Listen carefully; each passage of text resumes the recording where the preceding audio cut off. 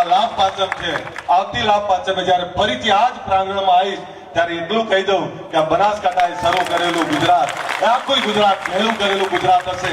આ યાત્રા ના રોકાવાની છે, ના ઉભી રહેવાની છે. તમને એ કહેવા આવું, 26 જાન્યુઆરી જીએમડીસી ગ્રાઉન્ડ ભર્યું હતું, એને 10 વર્ષ થાય છે. અહીં બેઠેલા બધા આગેવાનોને આમંત્રણ છે અને આખા ગુજરાતના તમામ આગેવાનોને આમંત્રણ છે મારું. અને કોઈએ મને પૂછ્યું કે ટાઈમ શું રાખ્યો આપણે, તો 26 જાન્યુઆરી આવતા રાતના 3 વાગે સભા રાખી છે આપણી.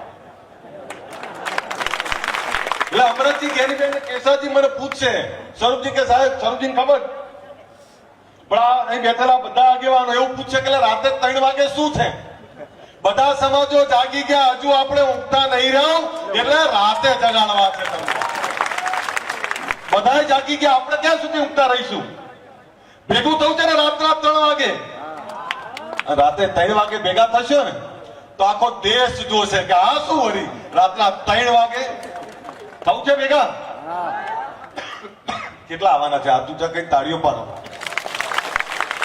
અને શહેરવાળા જેવી સ્ટાઇલિશ નહીં, અવાજ આવો જોઈએ એવી તાળીઓ પડવી જોઈએ.